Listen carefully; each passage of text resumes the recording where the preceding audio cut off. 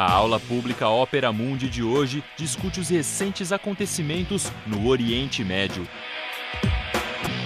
Neste programa, gravado no Bosque do Campus da Unesp em Bauru, quem fala sobre o assunto é Reginaldo Nasser, doutor em Ciência Política e professor de Relações Internacionais da PUC São Paulo.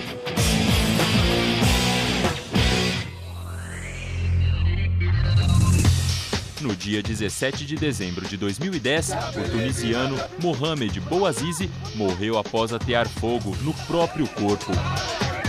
O protesto pelas más condições de vida desencadeou uma onda de manifestações no norte da África e Oriente Médio, provocando mudanças estruturais em alguns países. A queda de Ben Ali, na Tunísia, de Mubarak, no Egito, de Gaddafi, na Líbia e o levante na Síria contra Bashar al-Assad. Sociólogos e cientistas políticos tentam explicar o fenômeno que ficou conhecido como Primavera Árabe.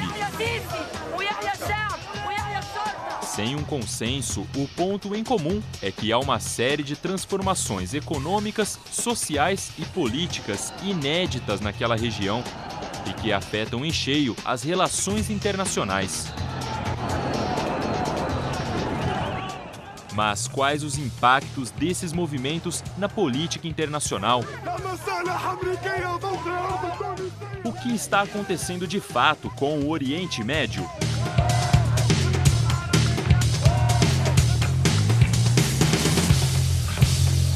Prazer estar falando aqui com vocês sobre o tema do Oriente Médio, ou é do mundo árabe ou é do mundo islâmico. São palavras, são ideias, são imagens que por vezes aparecem para nós na mídia e tomamos como sinônimos, né? E na verdade sabemos que não são. E por trás também dessas denominações está implícita alguma visão que nós temos, eu vou chamar, por enquanto, daquele lugar, né? E essas imagens, elas, na maioria das vezes, elas são muito mais fortes do que os conceitos, as teorias, e são elas que acabam influenciando as pessoas. Se fizesse um teste aqui psicológico, falasse árabe, islã, o que viria? Já sei o que seria, estou dizendo já sei, porque a maioria das pesquisas mostram isso, e as conversas que eu tenho com as pessoas, né, na rua, etc. Bom, é um mundo que tem muita violência. É um mundo onde as pessoas rezam o dia inteiro e nos pequenos intervalos almoça, janta, estuda. É um mundo que as mulheres se vestem da cabeça aos pés. É um mundo, portanto, incompreensível, caótico, confuso. Uma hora é sunita contra xiita, alauíta, druso. É uma confusão, né? É algo muito diferente de todo o resto do mundo. E diante dessa coisa que é muito diferente do resto do mundo, é interessante que tem duas possibilidades, né, decorrentes dessa visão. Tem uma que diz assim, olha, tão confuso, tão complicado, cada hora acontece uma coisa, que é melhor a gente olhar isso à distância. Vai resolver esse conflito algum dia, etc. Tem um outro, por mais paradoxal que seja, é semelhante, dizer, olha, é tão específico, é tão inédito, e aí você quer entrar nesse mundo? Bom, vai ter que aprender árabe, vai ter que estudar o Islã, né? Vai ter que entrar na cultura desse povo. Obviamente que eu estou colocando essas duas visões, porque são duas visões que o meu modo de entender nos impede de olhar de uma forma que nos aproxima da região e, ao mesmo tempo, faz com que essa região torne próxima de nós, né? Quer dizer, acabamos de ver aqui no vídeo, e se nós olharmos da chamada, vamos chamar assim também, Primavera Árabe, o que é? Pessoas nas praças, pessoas na rua, pedindo o quê? Melhor condição de vida, contra a repressão, né? Nós tivemos isso no ano de 2011, 2012, onde? Nas grandes cidades da Europa, tivemos isso nos Estados Unidos e tivemos aqui no Brasil. É interessante essa questão quando se diz também dos estudos do Oriente Médio, por vezes nós vemos alguns que vão recorrer à história, mas num sentido de erudição. E é interessante sempre que é uma história que se recorre a um passado longínquo. Como se o passado, esse passado longínquo, viesse até os nossos dias sem transformação nenhuma. Então, tribos, etnias, né? Os homens andando de camelo, né? As tendas do Gaddafi, que ele costumava receber os chefes de Estado nisso, como se aquela região não tivesse passado pela internacionalização. Certa feita eu estava no programa de televisão para discutir a Líbia, o jornalista disse para mim, olha professor, nós vamos ter à disposição aqui para o senhor os mapas da Líbia do século III. Eu perguntei a ele se quando nós fomos discutir democracia no Brasil, nós precisávamos voltar à capitania hereditária. Porque o que aconteceu a Primavera Árabe não aconteceu no Egito, na Líbia, na Tunísia ou na Síria. Aconteceu nas cidades. Foi em Trípoli e Benghazi. Trípoli e Benghazi congrega 60% da população da Líbia. A Líbia é mais urbanizada que o Brasil. O Egito, 75% da população urbana. A Arábia Saudita, 90%. É muito mais próximo que nós imaginamos. Claro que tem as diferenças, mas não são diferenças que impedem a aproximação. Uma proporção enorme de jovens na sociedade, média de 60% a 65% da população é de jovens entre 18 a 25 anos, com uma qualificação educacional em ascensão e desemprego para essa faixa altíssima, 70% de desemprego. Né? Então, veja, todo momento eu estou falando, e é interessante isso, de informações e dados que seriam óbvios para qualquer lugar do mundo. Mas façam a experiência, vão entrar no Google e procurem as informações como é difícil. Eu listei 2 palavras, caos e Oriente Médio. Vamos lá ver quantas chamadas dá no Google. Quase 1 bilhão.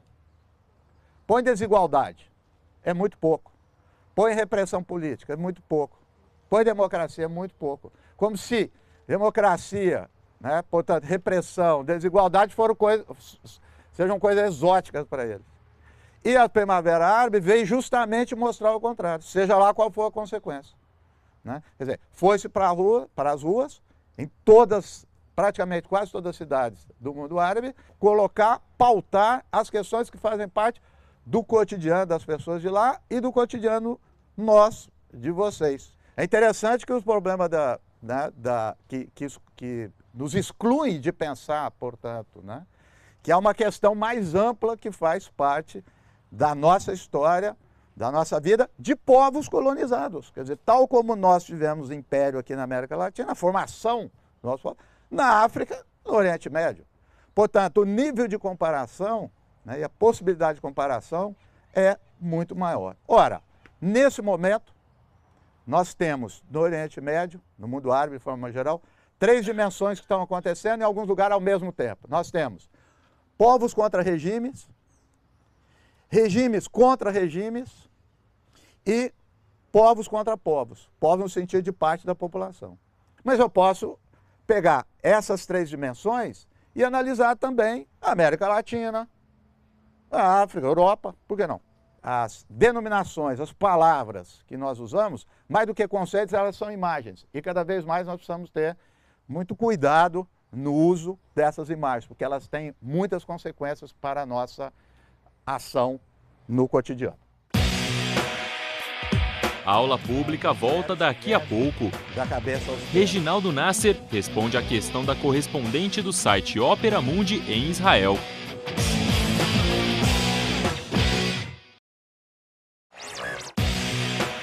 A aula pública está de volta. Nesta segunda parte do programa, Reginaldo Nasser responde à questão da correspondente do site Opera Mundi em Israel. Olá, Reginaldo. Até agora, nenhum dos países envolvidos na Primavera Árabe conseguiu criar uma democracia estável. A Síria continua imersa em uma guerra civil sangrenta. A Tunísia, o Egito, a Líbia continuam enfrentando turbulências sérias. Minha pergunta é: o que você acha? Quais são as chances de que esses países possam criar uma democracia estável que, inclusive, separe o Estado da religião? Boa pergunta, aliás, é uma pergunta que volta e meia ela aparece, tem aparecido, né? Quase como eu diria, uma cobrança. Quer dizer, olha aí, fizeram uma grande movimentação, mobilizou, todo mundo aqui do lado ocidental e outros lugares estavam com esperança, e agora o que está acontecendo? Os militares voltam ao poder no Egito, a Síria está no meio de uma guerra civil com mais de 100 mil mortos, a Líbia também não vai bem, lugar melhorzinho é a Tunísia, enfim, a pergunta que por vezes coloca, será que houve a primavera? Essa é uma. A segunda é, ao discutir isso, e a religião? Né? Onde se insere o problema do Islã, a construção de um Estado laico, relacionando isso com democracia? Ora, para ser coerente com aquilo que eu coloquei na primeira parte para vocês, quando acontece isso, eu sou obrigado, não tem outra forma, de comparar. Eu acho que em qualquer lugar do mundo, antes de nós discutirmos efetivamente se a religião está no Estado ou não, né, isso se condicionou, e eu acho importante, não estou dizendo que não seja, mas se coloca como o primeiro ponto para se analisar as questões do chamado mundo árabe ou mundo islâmico. Eu diria que da mesma forma que outros lugares do mundo, ela é uma das questões. E justamente, por que não discutir a desigualdade? É interessante que se analisa o Hamas, o Hezbollah, a Irmandade Muçulmana, pelos atos, né, políticos que eles fazem. E acho importante. Mas se preocupa pouco em pensar por que eles têm popularidade. Porque são organizações religiosas, sim, mas que fazem caridade, que fazem seguridade social, coisa que o Estado não faz nesses países. Então, ao invés de perguntar, chegar no ponto final, que é a separação do Estado, é outro motivo. Qual o papel da religião nessa sociedade? Ora, me espanta muito também que nós, na América Latina, ainda temos uma experiência muito importante, uma parte da religião, na política. Que nos chamados estados laicos, como os Estados Unidos e mesmo o Brasil, a religião cada vez mais está presente nas discussões. As discussões sobre o aborto, sobre casamento gay, quer dizer, volta e meia nós estamos discutindo isso. Quer dizer, também não podemos cair nesse erro de que pensar que a religião está fora, né? Estamos caminhando para a democracia. Aliás, nós temos um exemplo empírico perfeito para mostrar o que não é. O Egito. Agora o Egito voltou com os militares ao poder, justamente dizendo que quem estava era a Irmandade Muçulmana, que era o Islã, etc. Que eu saiba, o Egito, se for para comparar, né, só vai perder para o Assad, que é também uma ditadura laica. É uma variável importante, mas não é a única, variável. Portanto, responder essa pergunta também é olhar para o mundo e ver os processos históricos que tiveram guerra civil.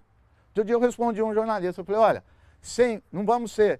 Óbvio que a gente não pode ficar contabilizando mortos para ver a gravidade. Eu acho que isso não tem cabimento. Mas, por vezes, nós somos obrigados a fazer isso. Por quê? Quer dizer, olha o caos da Síria. 100 mil mortos. Realmente é algo. Agora, tem um país aí, teve uma guerra civil, onde 1,5 milhão de pessoas foram mortas. O jornalista falou, mas que é isso, professor? Não, onde que é isso? O nosso grande irmão do norte, os Estados Unidos, das guerras civis mais violentas da história. Que eu saiba, né, e alguns historiadores dizem isso, que a Revolução Francesa começou em 1789 e foi parar só no século XX. Né? Então é interessante essa ideia, né, de medição, vamos dizer assim, do tempo, né, para as coisas acontecer, né, e da pressão que isso existe, né, em cima, né, do que está acontecendo agora. Quer dizer, as mobilizações começaram em janeiro, né, dezembro de 2010, janeiro de 2011. Né? Quer dizer, com uma região altamente internacionalizada. O que quer dizer internacionalizada? Vamos despir essa palavra, essa conotação, em princípio, positiva. No caso, ela é negativa. os militares no Egito recebem 1 bilhão e 300 milhões de dólares por ano dos Estados Unidos. Quer dizer, o PIB per capita da Líbia com o Gaddafi era 12 mil dólares, que a gente sabe, e a miséria crescente, portanto, nessa contabilidade do PIB, o que é? Um processo, né, de investimento internacional, né, porque essa é outra coisa, o petróleo, pegar essa ideia, o petróleo da Líbia, o petróleo da Arábia Saudita, o petróleo do Irã, não, o petróleo é extraído lá. Todos nós sabemos que quem ofere muito mais lucros e dividendos com isso são o quê? As empresas, que estão, aliás, essas empresas de petróleo, né, se for comparar, tem PIB maior do que os estados. Por que nós não olhamos como nós olhamos o resto do mundo, como elites? Ora, tem uma elite no mundo árabe, né, que aceita isso que eu estou dizendo. Aceita e estimula para dizer que a sociedade é dividida entre grupos tribais. O Gaddafi fazia questão de receber os chefes de Estado na sua barraca, na sua cabaninha, para os caras tirar foto e divulgar no mundo que era tribo. Só que o filho do Gaddafi estudava na London School, o Gaddafi tinha um time de futebol na Itália, né, toda a elite estudando fora do país e, ao mesmo tempo, reivindicando essa imagem da tribo. Mesma coisa agora do Assad. Quer dizer, há uma indução, né, para que esses grupos étnicos entrem em guerra. Porque, com essa percepção do caos, só o Salvador pode aparecer como Assad, que é o que está acontecendo agora, né? Os Estados Unidos e a Inglaterra já estão achando melhor o Assad do que qualquer tipo de mobilização que não se saiba onde vai dar. Nós começamos, em qualquer lugar do mundo, mobilizações que não se sabe as consequências. É verdade, eu prefiro. Eu pergunto a vocês, é melhor viver, né, num tipo de sociedade, de mobilização, de debate, de discussão, né, como essa que aparece o improvável, ou numa que nós vamos ter a paz dos cemitérios? Aí é uma questão de escolha, e as pessoas são livres para escolher. Daqui a pouco, Reginaldo Nasser responde às dúvidas do público sobre o Oriente Médio.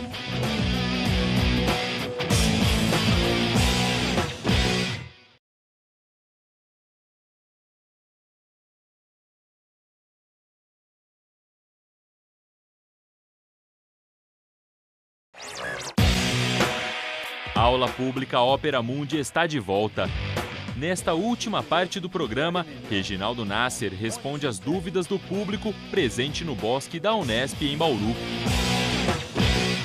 Eu queria perguntar para você, professor, como você vê a relação dessa mobilização e dessa ocupação das cidades e a participação cidadã, mais relacionada ao caso da Primavera Árabe, mas a gente sabe que teve outras repercussões, né, em outras cidades também, como, né, São Paulo a gente teve aqui e tal. Então eu queria que você falasse um pouco dessa relação da ocupação das cidades e a participação cidadã. É um fenômeno, vamos dizer assim, historicamente ele não é novo no sentido que, se você observar, a grande preocupação começa a aparecer principalmente nos setores conservadores. Isso vai resultar em clássicos da sociologia, final do século XIX, início do século XX na Europa, né, que é o crescimento das cidades. Ao mesmo tempo, essa urbanização foi intensificada nos últimos anos com a chamada globalização, né?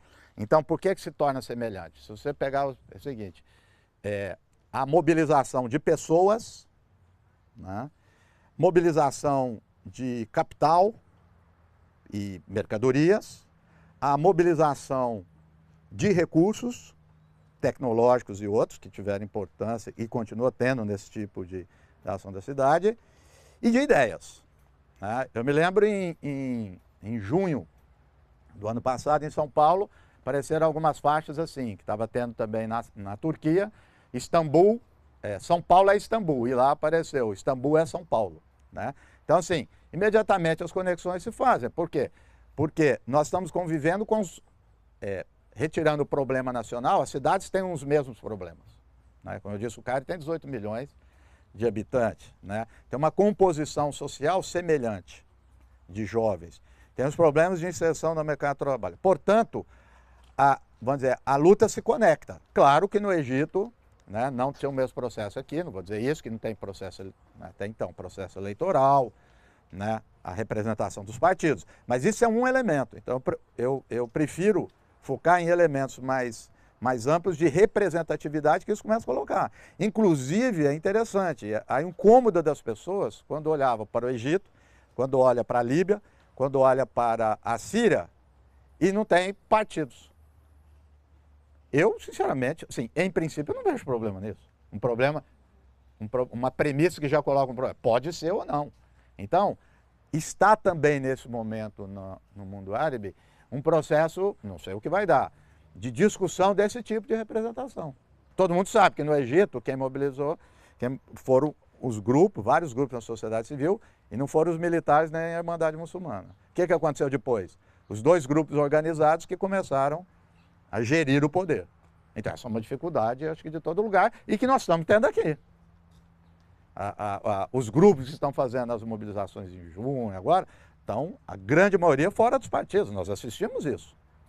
Todas as críticas aos partidos, mas ainda não conseguimos estabelecer, né, um momento posterior. Mas não é por isso que invalida, né? Então nós estamos vivendo esse tipo de transformações e as cidades é o veículo que conduz. Eu vejo como um grande tema, não só da sociologia da política, mas das relações internacionais, a discussão das cidades de uma forma geral.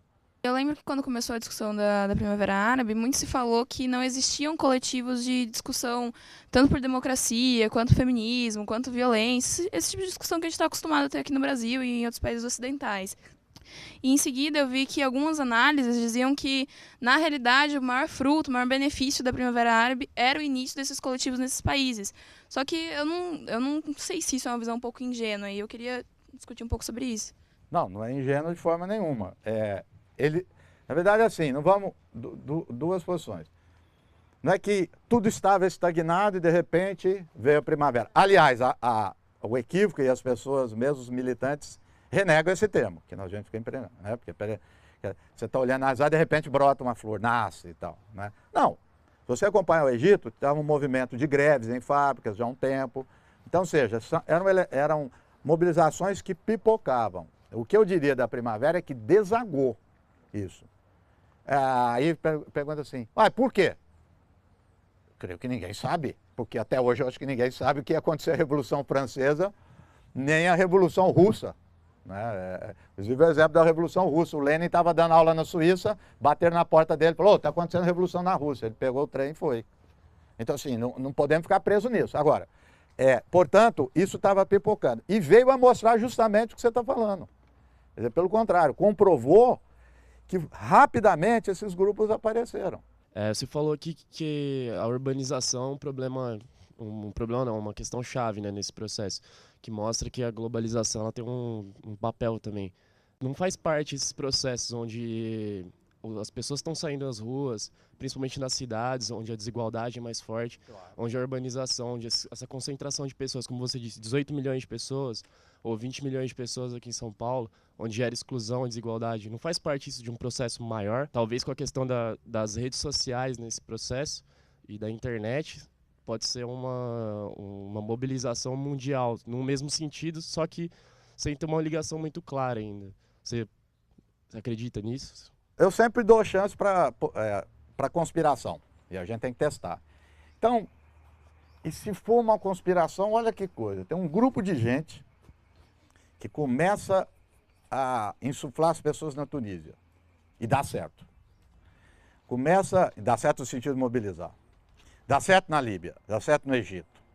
Aí acontece em Madrid, acontece em Barcelona, acontece em Nova York. Aí no Brasil, quando começou em São Paulo, é um bando de meninos ocupados. Aí pega 300 cidades do Brasil. Olha, vai ser eficiente no máximo esse grupo que está fazendo isso. São gênios, tá certo? E isso é uma hipótese impossível? Não, mas é improvável. É isso que a gente lida com a alimentação. Então, o que pode ser? Situações de vida semelhantes das pessoas. Você pega a comparação IDH de países. E você olha lá, o Brasil melhorou, não sei o que melhorou. Aí vamos pegar do Brasil. Aí você tira por países. Aí você coloca, olha o Brasil por estados. A desigualdade fica mais gritante. Você coloca em cidades. É um negócio assim, espantoso. Então, ou seja, o que mobiliza as pessoas? Você ficar olhando o IDH de onde você mora ou do país? Claro que é de onde você mora.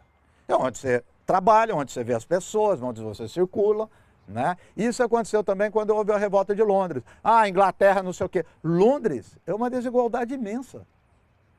Então, assim, as grandes cidades, portanto, isso é uma regra geral, é onde as desigualdades, entre outras coisas, as condições de vida em geral, de mobilidade, etc., afloram muito mais. Então, portanto, a luta é aí. Eu sempre olho para saber o que os Estados Unidos estão fazendo, porque eles sabem muito mais do que os outros. Então, já há anos tem um centro no Pentágono para estudar a guerra urbana. Que eles chamam, quer dizer, para eles mobilização é guerra, então, mas é guerra urbana. Inclusive porque de 10 confrontos que os Estados Unidos entrou nos últimos anos, 9 são urbanos. Então veja, há uma crise sistêmica das cidades onde se manifesta a desigualdade econômica e também a falta de representatividade política. Às vezes é uma tentativa de resposta, até o momento, muito importante para mobilizar, mas não tem mostrado ainda resultado na forma de dar o passo seguinte, de ter um tipo de participação mais efetiva. É um processo que está em construção.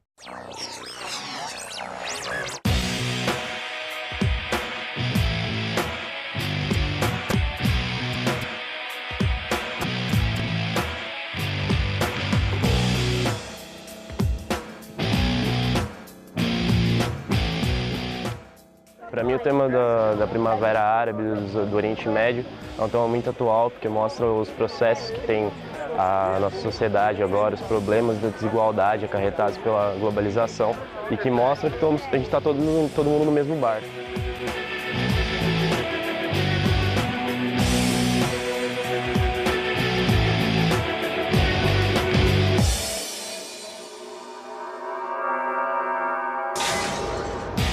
Achei que as aulas foram super válidas, da Primavera Árabe, que a gente conseguiu fazer um paralelo com as manifestações de junho, com as perguntas. Então acho que foi super válido e contribuiu bastante para a gente aqui da Unesp.